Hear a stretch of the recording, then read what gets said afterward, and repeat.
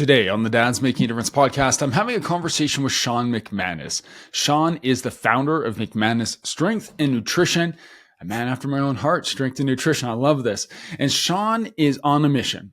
He's on a mission to help men reclaim their strength, their purpose, and leadership through faith, fitness, and discipline. After years of chasing success in the corporate world, he hit a wall of burnout, as we often do, and disconnection and quiet dissatisfaction. He is a father, he is a husband, and he wanted to do more. It was a crisis of identity and a divine wake-up call for him to choose faith over fear. He walked away from his corporate job and now coaches men full-time. He empowers high-performing Christian men to break free from mediocrity, self-doubt, and burnout so they can build strong bodies, disciplined minds, and spiritual confidence. My conversation with Sean McManus on the Dad's Making a Difference podcast starts right now.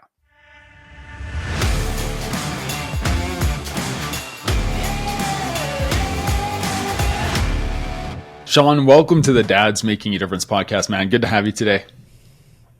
Cam, great to be here, brother. I appreciate the opportunity, and I'm looking forward to chatting with you. Yeah, I'm always looking forward to a conversation about fatherhood, of course, but with a guy who a bit younger dad who's on a mission to help other men, I'm like, I'm always eager to jump into conversations like this. So, Sean, why don't you start off? Tell us a little bit about like being a dad right now and what that's like for you. Oh man, so it's awesome. I love every part of it. But I have two boys right now. So my oldest is almost 5, and then my youngest is almost 2. So we're like very close to birthdays right now. But man, my house is like a cross between, they're two boys. So my house is like a cross between Monday Night Raw and The Hangover. Yep. If you've ever seen that movie. So it's just absolute craziness all the time. But man, it's so much fun. Lots of wrestling, lots of tickling, lots of questions. But yeah, it's a blessing. Yeah. A lot of why. I'm sure you get that a lot. Why? Oh my goodness. Yes. Yeah. Sometimes my wife, she'll come in and she's just like, I can't answer any more questions. Yeah. Can you take shit for a little while? I'm like, sure, no problem. Yeah, I'm done. Yes. Man, 2 boys. I love that you said it's a little bit of like Monday Night Raw, because I just remember when my son was that age, and that wasn't too long ago. Like, he just turned 11, but 5 years old, all he wanted to do and all he still wants to do is wrestle. Like there's yes. Every so often that he would come up to me and just like, he would like smash his body into me or grab my leg or do something. And I'm like, he's just spurring me on. And so yes. Whatever he could do to cause dad to wrestle with him. And then I found one of the things for him and his moods and his behavior. Like if he was having like meltdown mode or was like in a really grumpy mood, I could always bring him back by like getting physical with him, like in a playful, like get up and close. And it always brought him back. And it's amazing how different it was with him than it was for my daughter, who she's 2 years old and now she's 13. She said, don't touch me. Yes. She was always that. Absolutely. Yeah. Yeah, man. It's funny that you say that, because I've had conversations with my wife, the very same thing. When my oldest, when he's moody or grumpy or something like that, it's usually because he hasn't gotten enough one time. He hasn't gotten enough attention. And yeah, just having that one-on-one intentional time can bring them back quite often. Yeah. One of the things I always think about when I'm talking to guys who are dads is like, how is it going? And where did we don't ever like get taught how to be a dad other than the men that we interact with in our life, our own father, mentors in our lives, maybe a coach or something. For you, what was it like for you growing up? Yeah, man. So I was blessed. I had a wonderful father growing up. So I learned a lot from him, still learning a lot from him to this day. So that was like a cheat code, basically, because I know not everybody has that. So that was definitely a blessing. The other piece was, getting into, I've had several mentorships at this point. I worked with a coach that was strictly for Christian husbands. And that really helped, even in fatherhood. So it was, primarily about being a good Christian husband and a good leader of your home. But it bled into a lot of fatherhood as well. So those two things together have been crucial. Just mentorship, and then, like I said, I had an awesome dad growing up. Yeah. So for you, now you're a dad. You're on a mission to help other men, but it wasn't always the case. You had a job, right? You're working corporate, you were doing these things. What was the shift for you to go from working, full time on someone else's dream to uh, pursuing your own and your own passion? Yeah, so that was a long journey. Still riding the journey to some extent. I don't think it ever stops. But I always wanted to be an entrepreneur. There's never a time in my life where I was excited to have a boss. So that definitely played a piece in my story. I was always kind of thinking it. I just didn't know. I didn't know what to do. I didn't know, like skill set. I'm like, okay, which skill set do I use? What, how do I pursue it? And everything like that. So I had kind of tried some side hustle type things while I was still working my corporate job and enjoyed them a little bit, but it wasn't anything that I just, woke up excited to do. It was like, I need to make some more money to better support my family. So I know how to do this thing. So I'm going to go do it. And at the time it was kind of construction style work. And kind of the threshold that came was my wife got pregnant with our second son, and we're a single income household. So at the time, the economy was not doing well. This was kind of not long after COVID, and we were already tight, struggling. Not struggling like we didn't have anything to eat. Just we didn't have any money at the end of the month. That was it. So when we got pregnant with our second son, at that point, I was like, okay, I am on a time clock because we're already struggling now. So it's only going to get worse. There's another mouth to feed, another blessing there. So I started really diving in and really looking and praying. Faith is a big part of my journey, and just asking God what He wanted. What do you have for me, God? Like, I know there's something else. So I started going down some different avenues. I picked up the home repair construction style stuff. Started looking for jobs, like any kind of sales jobs, because I don't look super good on paper. So staying in the corporate world wasn't a great option. So I started looking into sales jobs, found a sales position with a solar company, door-to-door sales. Didn't know anything about it, but I was like, hey, they promised a lot of money if I worked hard and learned fast, and I can work hard and learn fast. So actually left my corporate job right before we had our second son, Levi, and went and knocked on doors full-time, which did not like that at all. I was fairly good at it. I was pretty good at making people feel comfortable, pretty good at talking to folks, but I didn't like the way the company did business, and I didn't like showing up to people's houses unannounced at 5 o'clock in the evening right after they got off work and wanted to hang out with their families. So left that, picked up on the home repair again. I was doing more of that. I was also doing some fitness coaching on the side because I had kind of started dabbling in that a little bit, and was trying to build two businesses at once with the home repair and the fitness style, and just wasn't getting anywhere with both of them, and decided that I no longer wanted to do the home repair work. So I was just going to spend all my time on the fitness. And that's kind of how we got to where we are now. Yeah. Excellent. And so, I, being in that world for so long, and I told you on our pre-call, like with Fight the Dad Bod, which I started as a young dad, 2015, and like still have it going. Like before our call here, I was on a call with a couple guys in our community, and I've seen a lot of people come and go in that world, and a lot of people who maybe get into it for the wrong reasons, right? And I'm sure you've seen the same. Like people who are just like, I want to make a quick buck. I know this is $1 billion industry. I'm going to use AI to generate everything that I'm doing, and here we go. And right, it's getting pretty overdone. It's like everybody who's ever lost 10 pounds in the gym is now on Instagram selling a program. It's kind of funny. You got it. But for you, and this is why I want to talk about this with you, because I've had lots of people reach out for the Dad's Many Difference podcast who coach men in health. And I'm like, well, that's kind of, I do the same thing, right? But for you, it's different because I dive into your stuff and I'm like, this guy is doing this for the right reason. And he's helping men for the right reason. And it's not for the get shredded for your holiday. It's not for the before and after photos. It's for a bigger purpose. And what drove you to shape your messaging and what you're doing, helping guys get healthy around this idea of being able to show up better as a husband? Yeah.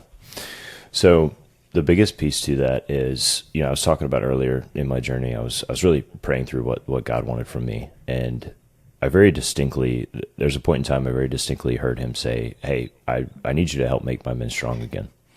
And that was really impactful for me, because I don't really claim to hear the Lord speak audibly to me all the time. And it's I think it's different for everyone, but that was a really sticky. I mean, it just hit me like a ton of bricks, and I was like, okay, like I got very convicted about it in a hurry. And so I started diving into it, and I've kind of seen this decline of masculinity in the church. I think over the years, and I see a lot of, I don't want to say effeminate men, but I see a lot of effeminate men in the church. And growing up in the church and growing up Christian, you see a lot of that just in general. And so I've always kind of thought that wasn't the right way to do things, knowing that God made us as men and we should be proud of that. In the fact that we're made to be leaders, we're made to be strong, we're made to be bold. We're also made to be compassionate, we're made to be gentle, all of those things together. But there was so much emphasis on this quote unquote nice and gentle guy that guys were losing their identity in that. And they didn't feel like they had a voice. They didn't feel like their opinion mattered. So they continued to shrink back further and further and further. And so my mission now is to help those men find their confidence again, and their confidence to step up and lead boldly in their families, in their churches, in their communities, because as a man goes, so goes the household. So that's kind of my mission, and how that ties more into the fitness aspect of it. So my goal is to help them increase their self-confidence and help them kill their passivity and kill this kind of nice guy persona. But the benefit and the byproduct of that is, hey, we're getting in shape. We're stewarding our bodies well. We have more energy. We get to play with our kids. We're showing up as more physically attractive to our wives. So that's kind of that's the mission behind what I've got going on. When you talk about men in the church, can I share something with you real quick? I grew up in the church and stayed connected to our church about till 2002. I was 21 years old, and at that point, I left home to go to college, play college basketball, and got into a completely different world in this world that I had been part of. And I didn't feel like it completely prepared me for quote unquote the real world. And I started to find mentorship in areas outside of the church, because I didn't see the strong personalities, the competitive personalities, the masculine, as you said, personalities in the church that I wanted to be like, that I wanted to aspire to be. Like, my dad's great. Like, I love my dad. We got a great relationship. But outside of my own father, who was working all the time, worked super hard for our family. Talked to him this morning. He's still working. Like, he's still out doing construction work. I saw that in him, and I knew what it meant. I learned some things from him about working hard and showing up. But I come from a generation where my dad never told me he loved me, but he showed me in different ways, and he showed us as boys, I got two brothers, what it meant to love your family, because he worked really, really hard. But I was looking for someone in my life, and guys in my life, who are like edgy, because I was edgy, and I had a temper, and I had these things, and I had this ability and this athleticism, and I just wanted somebody to help me harness it. And I found it in an area that was unhealthy. And I love that you're doing this in a way that brings that back into a community of men who, as like Christ-minded men, have the right intentions, but maybe not the right tact or right approach, or maybe they're not showing up in a way that young men, especially, and their own kids and the community can see as them as leaders. And I think you're really leaning into health as a leadership quality, and I love it. I think it's really, really cool. Yeah, I appreciate you sharing that with me. I mean, that's definitely the goal behind this. Is we are called to lead our families. That's a part of our job as men, as husbands, as fathers, and you can't do that until you lead yourself well. It's not a do what I say, it's a do as I do. And your kids and even your wife have to see you set that standard and that example. Yeah. What is your take on, what we see right now and in our communities. And, I go to church every week. If you're listening to this podcast, by the way, we talk about God and church and stuff all the time. And this isn't a Christian podcast, but I'm a Christian dude, and this is what we talk about because we're trying to work things out and really wrap our minds around some of the stuff. And some of the things I see men who, they're leading families. I know they're good men, but they're out of shape and they're not prioritizing their health. And what's your take, before I say my opinion, when you see someone who could be a great leader, but is not taking care of their physical performance, their physical well-being, their ability to show up? What do I think in terms of why? How does it hit you? Like when you see it, I'll give you an example. Okay. I saw a clip on the old social media. It fed me this clip, and it's actually from a guy who I'm connected with, and he's a pretty good guy, but he said something in the video where it was just like how guys who were overweight were sinning because they were overweight. And I'm like, dude, okay, like I know where you're going to here, but I know that there are great men who are just struggling because there's things that and there's things you don't know. Mm-hmm. Right? So when you see somebody, a guy who's a Christian guy who wants to lead his family well, but he's not in the best physical shape, he's not in the best mental shape, he's not showing up, how does it hit you? And what are your thoughts and how do you approach that guy? So first off, I think we just look at his motive, like his motive and his motivation. So is it an ignorance issue? Like, does he not know, or is he choosing to not care? I think there's a very big distinction there, because if it's an ignorance thing, like, no problem, dude. Like we can work around that. We can figure that out. We can educate. All those things is good. And I think, we go back to church to a degree. Most churches don't put emphasis on physical fitness. A lot of the time, and it's not this way in every church, so don't hear what I'm not saying, but a lot of the times, like, you look at the pastor, he's not in good shape. And I'm not saying like he's not in good shape, like he doesn't look like an Instagram model. I'm saying he's not in good shape, like the dude needs to lose 100 pounds. That's a big difference. So when your leadership is not modeling that, it goes back to what we said earlier. Like in my opinion, in my mind, he cannot stand at the pulpit and teach about gluttony and lack of self-control and lack of self-discipline, because obviously he's not practicing those things. So I think we have to go back to that. Is it ignorance or is it a choice? Because it seems like, from my experience, what we've been fed is, if you're quote unquote spiritual enough, the physical doesn't matter. So I think people hide behind that. Well, my spiritual life is great, so it doesn't matter what I do with my physical body. And it needs to be a both and. I don't want to speak for you, Cam, but I'm sure you're not to the degree of like physical fitness is more important than your relationship with Christ. Like, Of course it isn't. None of us that are true believers are saying that in any way, shape, or form. What I'm saying is God has given you this body, and everything that you have from him is on loan from him. It's for you to steward well. You need to steward your finances well. You need to steward your family well. You need to steward yourself and your body well also. It's interesting you say that, because there was a period of time, probably right before my kids were born. So I was like 28 to 31, maybe in that period of time, where I was prioritizing my health, my appearance, maybe even after my kids were born, when they were your kids' age. Maybe they're like 5 and 3.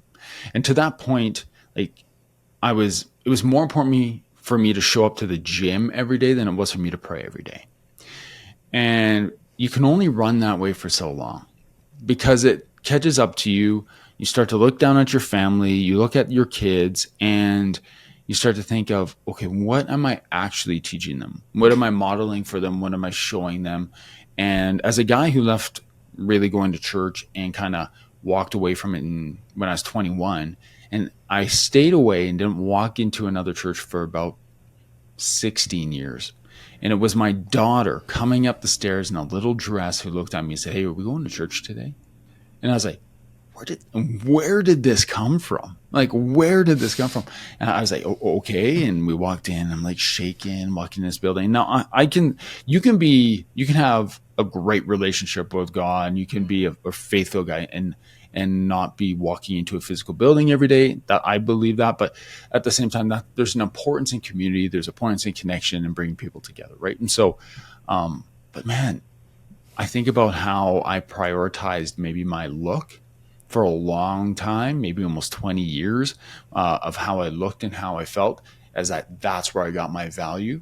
And it wasn't until I shifted and put more emphasis on like showing up and praying and reading my Bible every day that I found my true value. And when I did that, that's when I was able to show up for my kids and my wife the way that I needed to be. And so that's when I read your stuff. I'm like, guys, if you're listening to this, here are some of the notes just like about Sean that I want you to know as we're having this conversation. It's just like rebuilding self-confidence as a Christian man, the power of having a strong mindset, overcoming fear and self-doubt through faith and action, not just through faith, but through faith and action. And I think taking care of our body is just one of those actions. And so I love what you're doing. So I want to dive into the actual practical side of what you do. So how do you, when a guy comes to you, how do you help? What do you do? Yeah. So typically the guys that I work with for the most part are either a very beginner in the gym, or, they've had some time in the gym before. And, like a lot of us, they kind of slacked off. They got married, they had kids.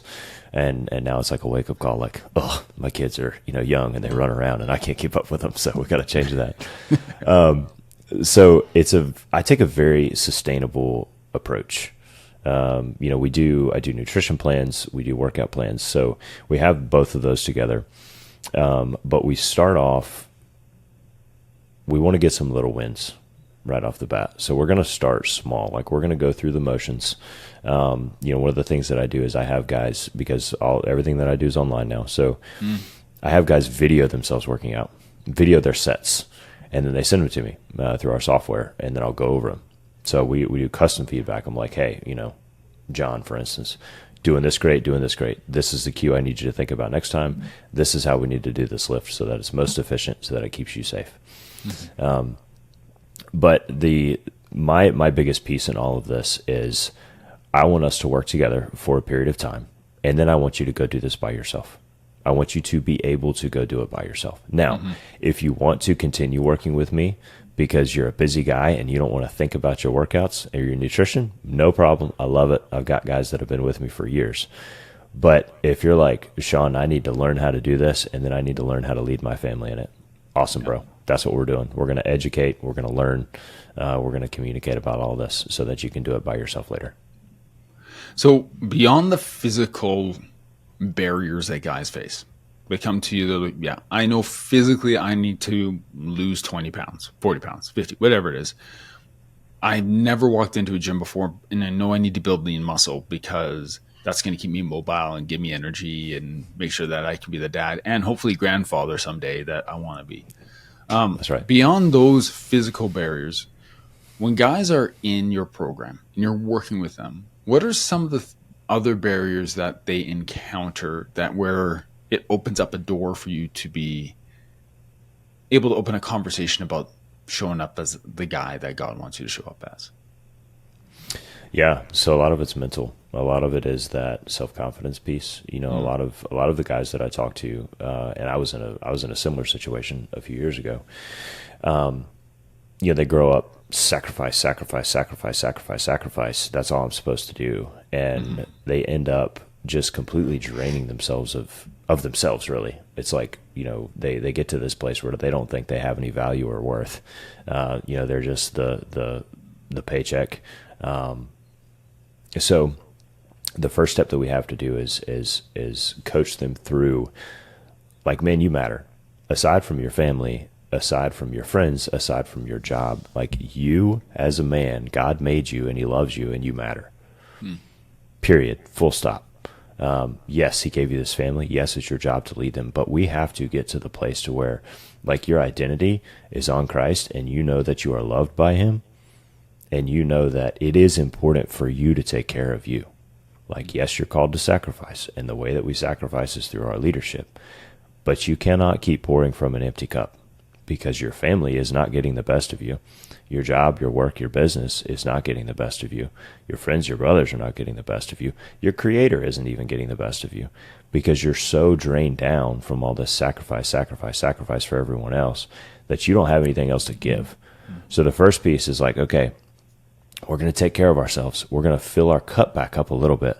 So that way we're pouring from an overflow instead of constantly scraping the bottom of the barrel trying to give these people that we love, who we say we want to give them our best. And the guys genuinely mean that. They're like, I want to give them my best. I'm like, bro, you can't because you don't have anything to give.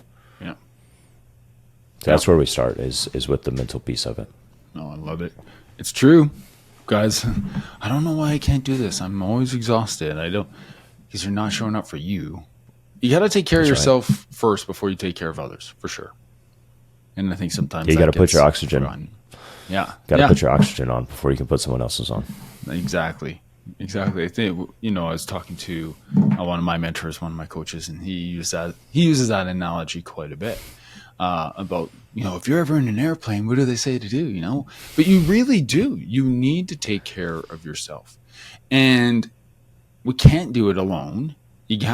We can't. You can go fast alone, but you go far together. That's another thing Big A says. And he's my mentor, Aaron Walker. And he just said, you got to get off this idea that you know better. And there's a lot of guys right now who are struggling. No, I know I need to lose weight. I know I need to get stronger. I know that I need to calories in versus calories out. I need to do all these things. And I know you and I are both like, well, it's a bigger picture than that. And I love that you take time to dive in with guys into the mental piece, the strength piece, the awareness and the presence piece, because if you don't do that, you might achieve the body that you want and still not get the connection you want because you haven't looked at the whole picture, right? Oh, man, it's good work. It's heavy lifting, though. No pun intended, but it is. Yeah, it's heavy lifting. Sean, for you right now, you got boys. You said 5 and 2? Yeah, almost. Yeah, we're super close to birthday, so I'm using the almost right now. Yeah. You got your hands full. So as a dad right now and a husband right now, what is something that you're excited about diving into? Maybe it's an area of learning, growth, self-development. What are you focusing on right now?